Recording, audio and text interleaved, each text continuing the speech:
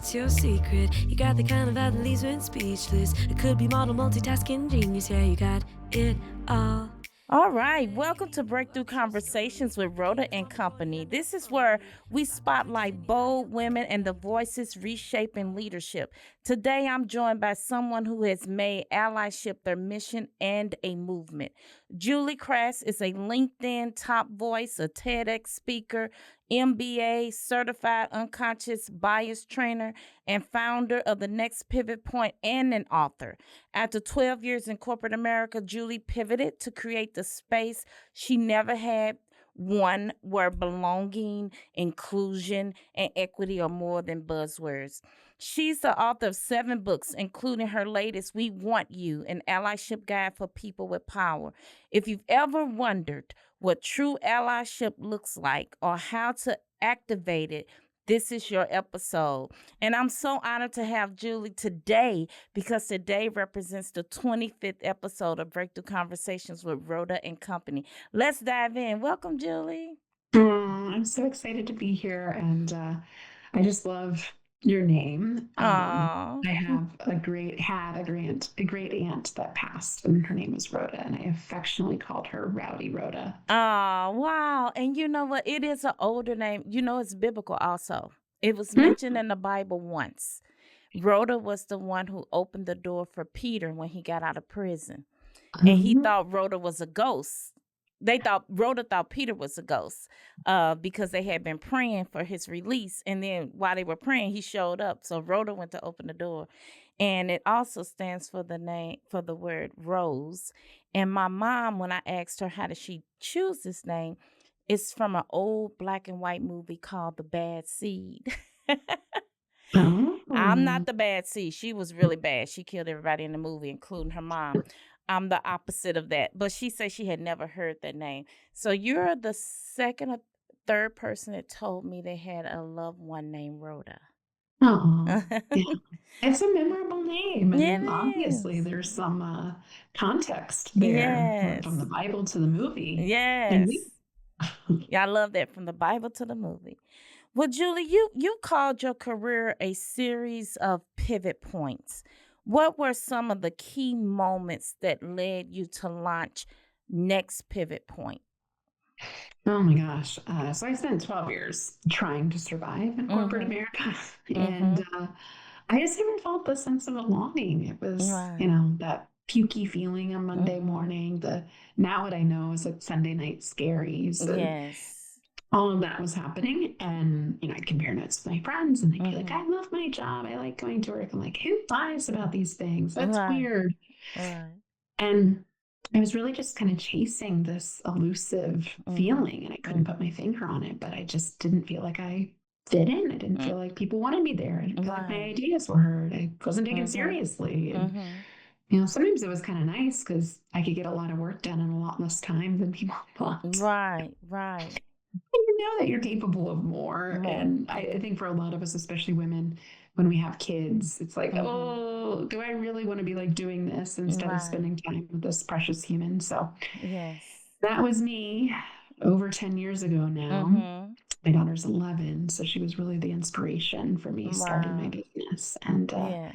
as you can imagine, doing diversity, equity, and inclusion work has been a wild ride ever I'm since. sure. I'm sure. Especially, it's very cyclical. It's like we go in phases. It's a really hot topic. It's really important. It's a high priority. And then it goes to the other extreme. Yeah, it's had its ups and downs. Kudos to you.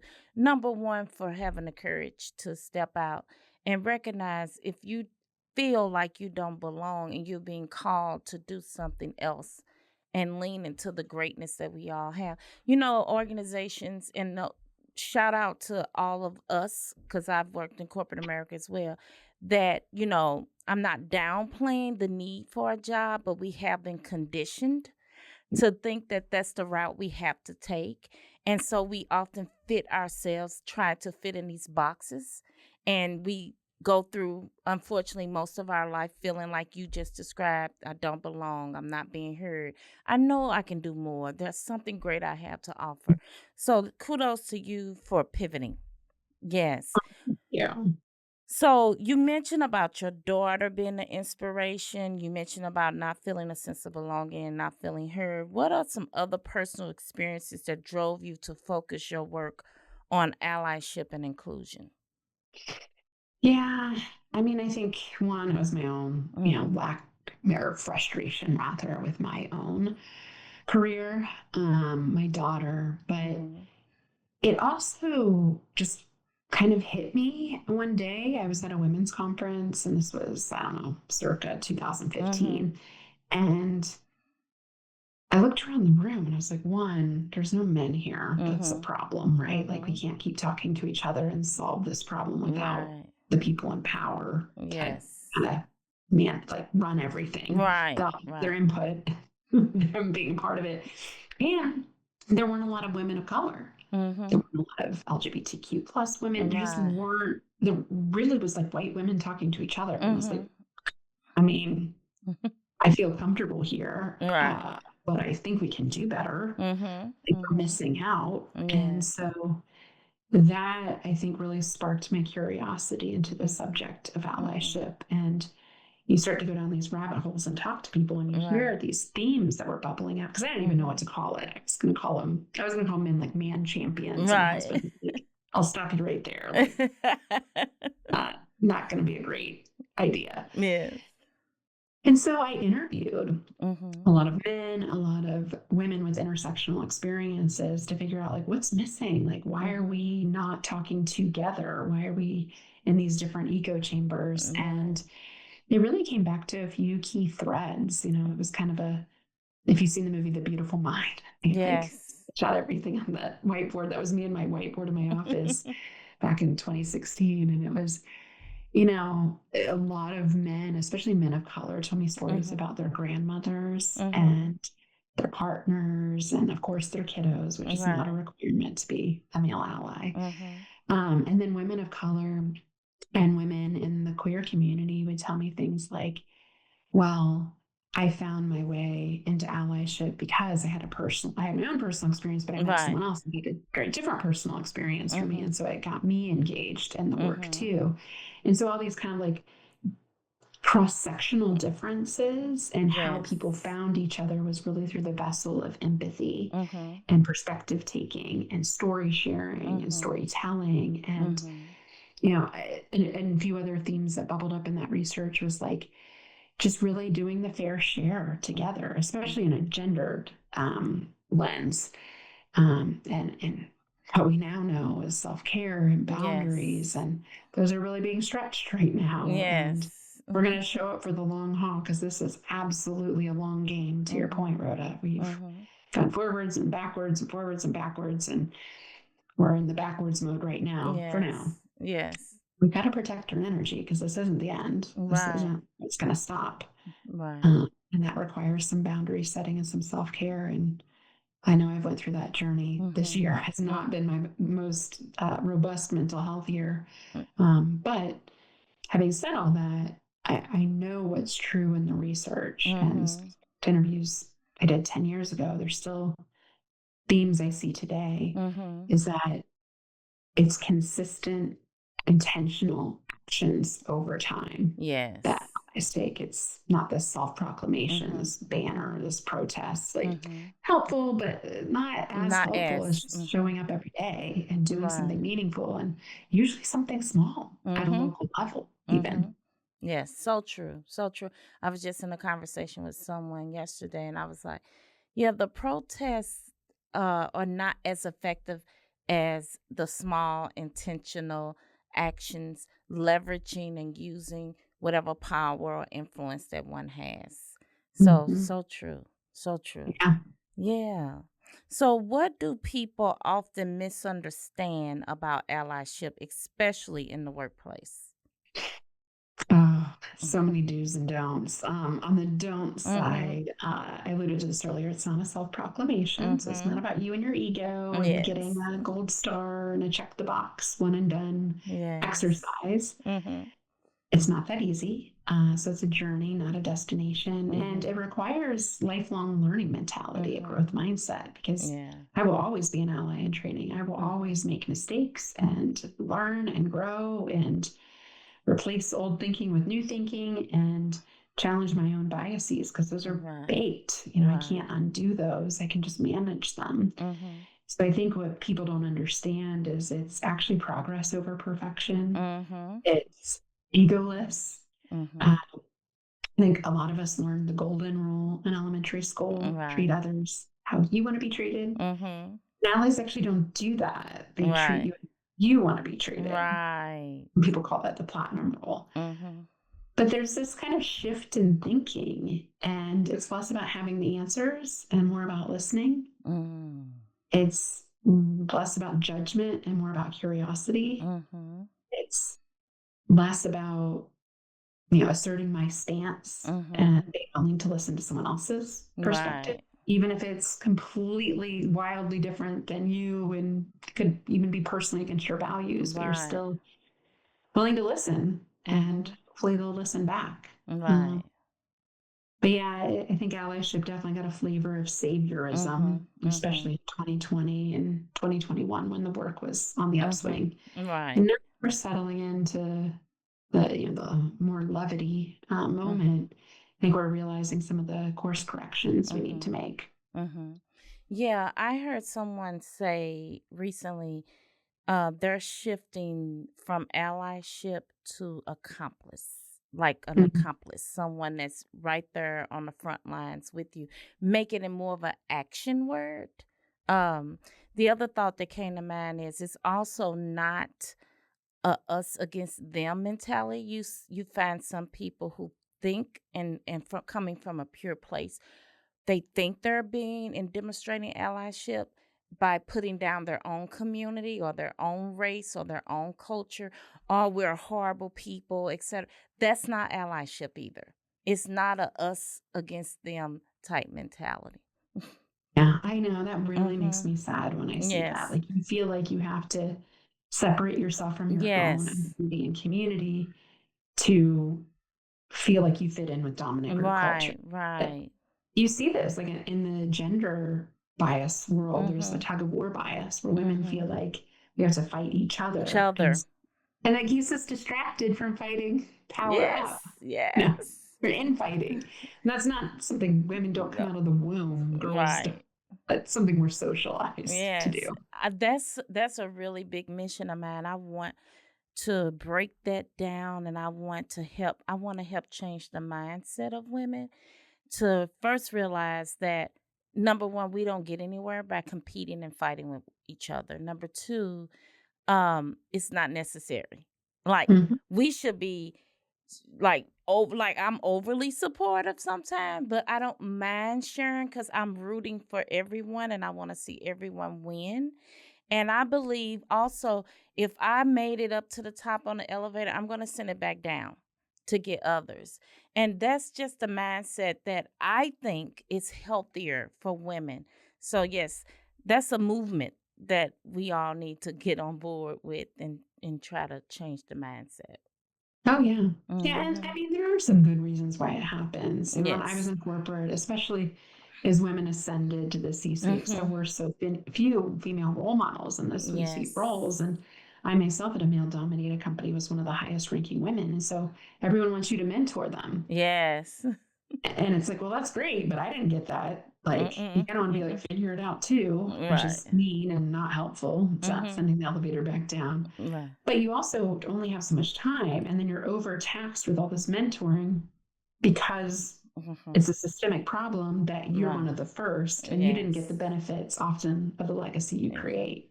Yeah, that's not a fair expectation either. And when I say send the elevator back down, it doesn't have to be that I'm personally the one mentoring. It could be that I could identify some other high performing or emerging leaders and give them the opportunity to mentor, like developing through others. But yeah, that's not a fair expectation because it's only so much of you. Yeah, Yeah, 100%. so true. So let's talk about your newest book, We Want You. It's the title. We Want You, an allyship guide for people with power. What inspired this book at this moment? Well, I was inspired November 6th. Hmm. 2024. I was like, oh, wow, I didn't realize we had such a problem. Um, And so, like, I'm like most people, we were hanging out in our own ego chambers. I was like, wake up, what do you got to learn? And so I Right. did about 50 hours of interviews and a whole slew of secondary research, finding people that were smarter than me that could help me understand what the problem was and why, why we still have a challenge accepting, let's be honest about it, a woman, especially a Yes. woman of color in a position of power. We just really, as a society, struggle. Yeah. And I wanted to know why. And I learned some really interesting things from thought leaders, C-suite leaders, everyday allies, and it came down to fear. It's a big fear of the unknown. We have a blueprint of what leadership looks like. Kids know this. When they draw a leader, who do they draw? Yeah. Yeah. So certain profile. Yeah, there's a profile, Yeah. and everyone else is a wild card until Yeah. it hasn't been disproven yet. Yeah. So fear of the unknown, fear of getting it wrong, fear of irrelevance. People told me all sorts of wild things. Like, I was told that I couldn't get promoted because I'm a white man. And I was told my next hire had to be a woman of color. Really? Like, Right. I didn't work with companies like that. I don't think so. Right. Yes. But there was some mixed messaging going on. And Yes. I don't think anyone in the practitioner space would recommend those things. Right. But people wanted shortcuts to solve their diversity problems. And that seemed like the shortcut to take. And so here we are. It does damage in the end. Yeah. I being a woman of color do not want anything because I am a woman of color. Like, I want you to see the worth and the value that I bring. Like, I bring something really good to the table if it has nothing to do with the color of my skin. And I've spent my career trying to disprove that, and I call it the Rhoda experience. I was like, I'm gonna give you the Rhoda experience, and you're gonna know that I'm the real deal. So yes, but you're right. We have to overcome. That's one thought we have to overcome. So when I get in front of a male or white female who is the decision maker, I'm really trying to connect authentically, and also to make them feel comfortable and safe. It's a big thing to carry. In addition to proving the skills and the talent and the experience that I bring, it's real. So when you say in your title, you say, we want you. Who is the you in the we want you, and what do you want them to know? Yeah. So I had this kind of epiphany one night, similar to my whiteboard moment later with another book. I was outside and just kind of mentally meditating and trying not to think about anything, and just hit me like wildly. Became really obvious that men, especially white men, especially dominant group members, needed an invitation. Like, that's what they were telling me. You didn't want me there. I wasn't a part of DEI. I felt ashamed. I felt blamed. I felt like this was not for me. Right. Like, shoot, they need an invitation. And that image of Uncle Sam with the finger. Yes, we want you. Yeah, we want you. It was like nothing more like American than that. Yes. I updated the cover image so it's more of a mosaic, not to reinforce that. But then when the Super Bowl came out this year with Kendrick Lamar, he took it. He took it. Yeah, Uncle Sam. Yeah. I was like, that is amazing. Yes. Yes. So that metaphor wasn't lost on me, but it's actually been reinforced. There's some research out of the Netherlands. Someone studied what they call moral ambition, and he studied past social movements. So U.S. history, abolition of slavery, the Holocaust, and what it took to end that, and several other genocides and things around the world. And the number one thing he found is there's a tipping point, and a tipping point isn't the majority of people. The tipping point is much, much smaller. When people that are engaged in the movement reach out strategically to their allies and tell them exactly what they need them to do, a very deliberate invitation, that's when things start to shift. And so, it pains me that we're still here. I'm like, really? You still need an invitation? Really? I still have to tell you what to do? But Rhoda, that's where we're at. It's where we at, and we have to meet people where they are. Yep. And I'm usually the only African American leader, not just female leader, but leader in the positions and companies that I've worked in. So I work with lots of white men. And I tell them, not only do we want you, we need you. Like, I need someone of your stature, your profile, your influence to speak up, to be intentional, to etc., whatever the action is. You being an example and model for others will, I think, spark a movement. So I can see that point you're making with that study being the tipping point when you ask and invite and you let them know specifically, that's when you start to see change. I can see that why that Yeah. happens that way. Yeah.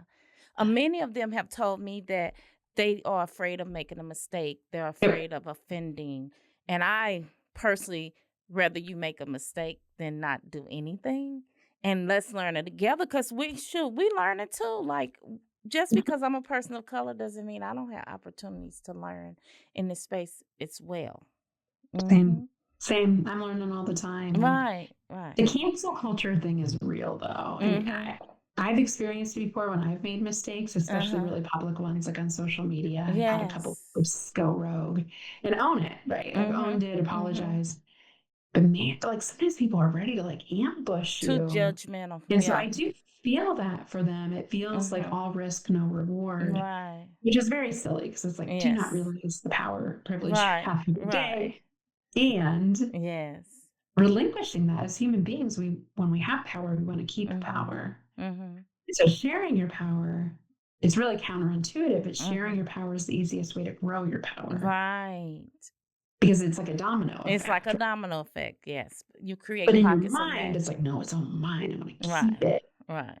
That's not how power works. And the other interesting finding in the research, Rhoda, was people with power don't realize the power they have. So when you tell them, it's not that they just want you to be involved, I need you. Right. They actually don't understand that intuitively. Yes. And they need to hear that. So it's wonderful coaching. Yes. So well said. So can you give us a glimpse into a few of the actionable takeaways readers will walk away with after reading your book? Yeah, one, if you've read DEI books, it's probably not a lot of new. It's just organized in a way that's different. I have behind me, I don't know, maybe 100 DEI leadership books. Luckily, that is something positive that happened since 2020, all these books. But it's organized in a way that appeals to the person we need in the conversation. So what I've been asking people is, this may not be for you, or maybe it's a reinforcement, or just kind of a refresher, if you will. But it's really for people that have power, and it's actually not necessarily positional power, although having a C in your title is helpful. It's more social influence power. I know people, and when I say something, people listen. That's the person that really needs the book. And again, they're waiting for an invitation. So, hey, I see you as an incredible ally. I think this book would be really helpful for you. Would you check it out? So that's how I've envisioned this being a tool that gets placed in the hands of the people that weren't reading the DEI books. And also, I think there's some really tangible things for everybody. Three things, if I had to distill it to three key things I've learned in a decade of doing this work. Whatever we call it in the future, DEI is probably not going to survive as an acronym, let's be honest. Probably need to rebrand. Whatever it is in the future, it has to be tied to a business problem. Yes. It's a retention problem, it's a culture problem, an engagement problem, and an innovation problem. I give you data on all of those. Absolutely highly correlated. Diverse teams do better on all those things. So make it specific to what is the problem you're facing in business, and then measure how you're doing towards that goal over time. And it's not just who shows up at the employee resource groups events, like, smile sheets, check the box, that's fine. But like, what impact are you hoping to create, and how are you measuring that with the work? In lots of ways you can do that. We do knowledge checks, we do behavior 360s, all sorts of ways you can get creative with even subjective behaviors. And then the third thing, like have an allyship program at your organization. Mm-hmm. They are 100% legal. Employee Yes. resource groups are 100% legal. I'm actually Yes. doing a ton more work now with ERGs, Mm-hmm. which is lovely. Right. And the common thread, like with Google, with Amazon, some of my clients is allyship stretches across the ERGs. So we can Mm-hmm. do partnership events. We can do things like Mm-hmm. um, things on neurodivergence, disability, Yes. intersectionality, biases, Right. all sorts of really salient topics that Mm-hmm. stretch across all these dimensions of Mm-hmm. difference. Mm-hmm. And so having a structured program, Mm-hmm. I know from my clients because we've been able to measure the results Mm-hmm. and present the business case back to the Right. leadership team. And when they see the results of the program, Mm-hmm. more people of historically marginalized groups are getting promoted. We have better retention rates. We're hiring more from a broader pool. Mm-hmm. What does that mean to the organization? Heck Right. yeah, we want to keep doing this work. Yeah. And so Yeah. that's what's going to stand the test of time and so won't ride the waves of the news Right. cycle. I would add one more. It's similar to what you said earlier about connecting it to the business outcome, but the what's in it for me, the with them, how do we all benefit as a result of this? So when you mention neurodivergent diversity, what comes to mind is like when you're prepping your organization to be receptive and open to hire neurodivergent talent, everybody benefits. You Mhm. have to revise your job descriptions in a way that's simplified language. Your postings, the processes need to be streamlined and simplified. We all can benefit.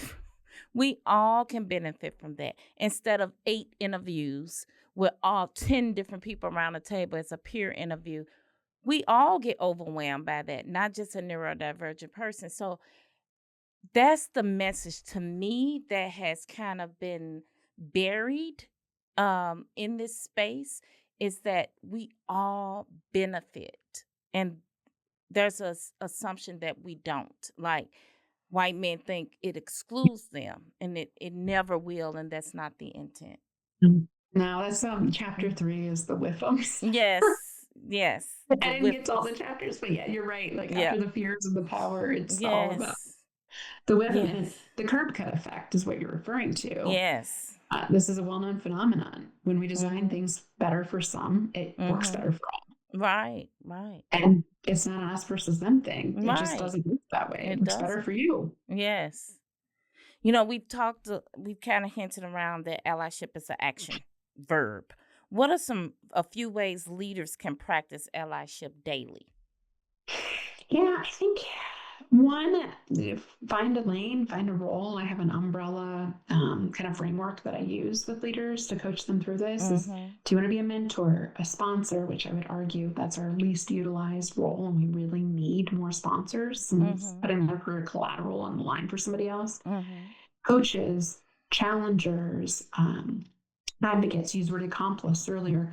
I'm agnostic with what you Mm-hmm. want to call this. Just Right. label the behavior and make it very Yes. clear what the Mm-hmm. expectations of that behavior is. Right. And that you need to, those roles, that umbrella, usually if you take an inventory of your current network and who you're doing that for and who's doing that for you, it's a lot like you. And Mm-hmm. my corporate experience is all white, neurotypical, Mm-hmm. able-bodied, straight women. Right.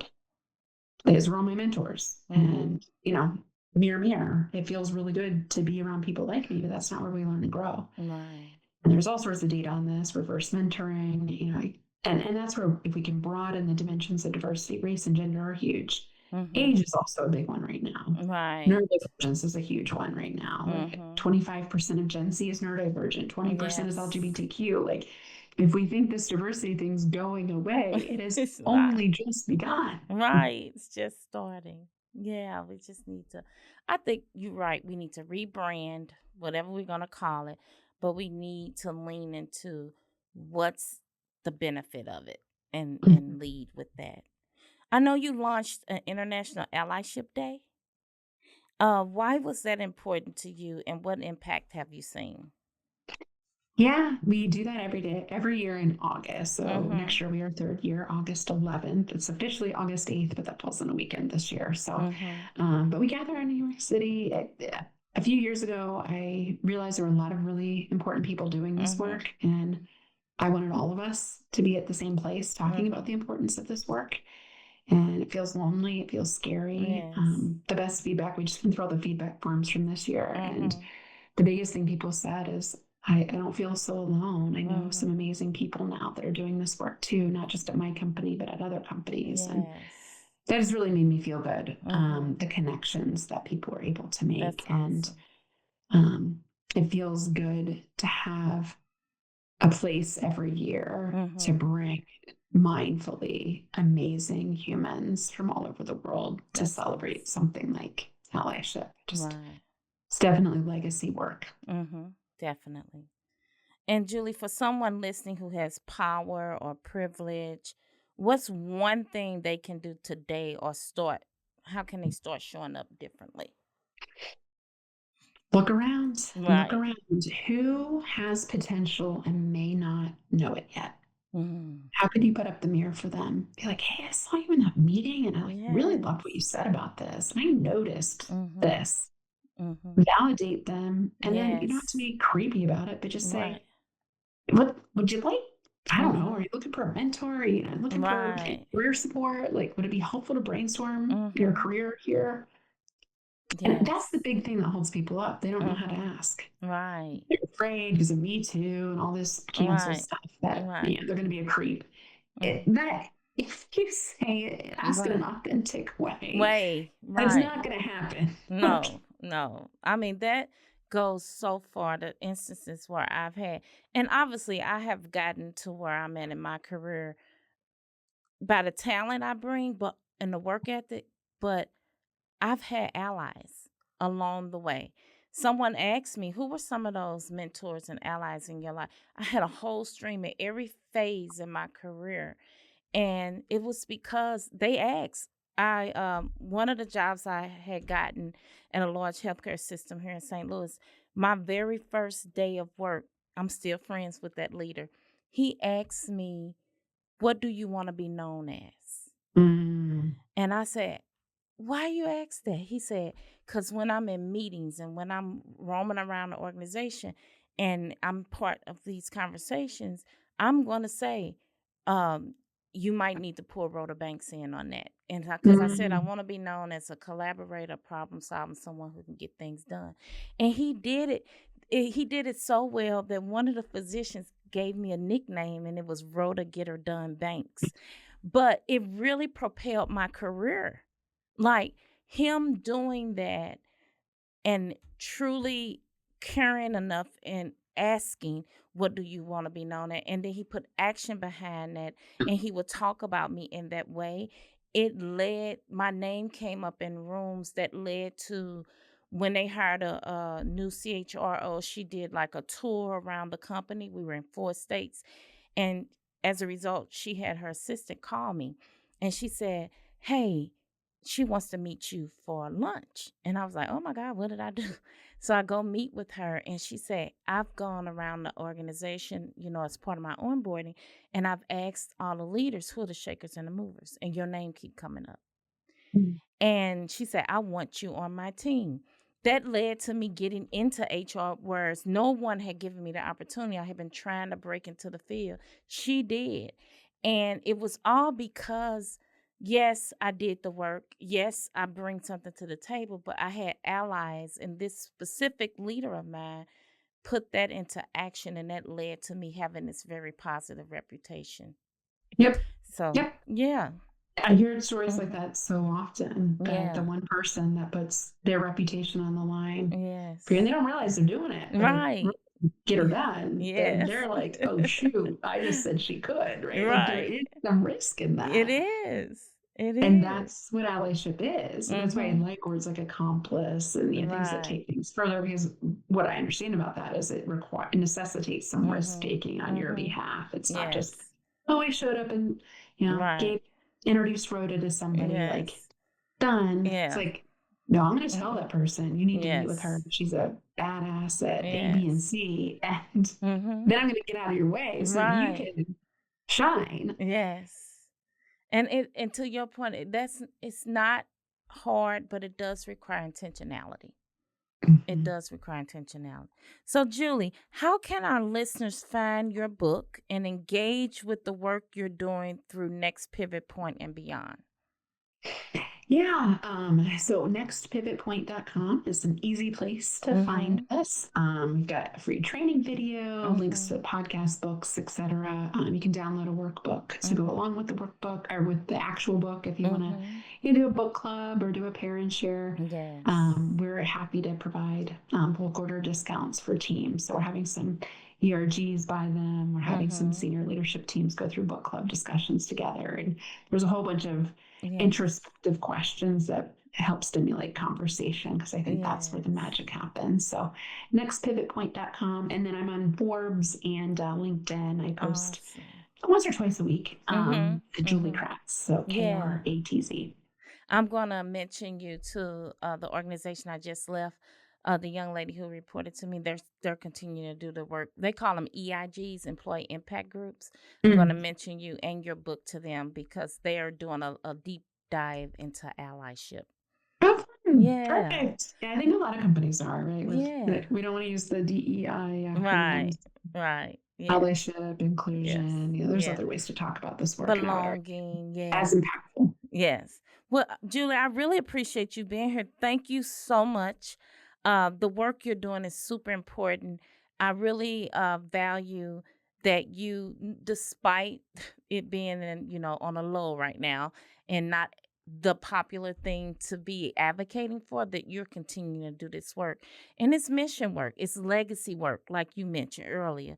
So thank you again for caring enough, having the courage to put yourself out there, for showing up as that allyship. It's not just a title, it's a big responsibility, like you said. So your words, they remind us that power should be used to uplift, not overshadow. And to all our listeners, we want you. And to specifically our white brothers and sisters, we need you. You are in a position that you can really foster change. So we want you to take the next step, to speak up, to reach out, to create space. You can connect with Julie at nextpivotpoint.com and find her new book. We want you wherever books are sold. And until next time, stay brave, stay bold, and keep breaking through. Thank you for listening. Hey, what's your secret? You got the kind of that leaves you speechless. It could be model multitasking genius. Yeah, you got it all. Hey, what's your story? A kick-ass mom and 40 under 40. A soccer practice in your high heel glory. Yeah, you do it all.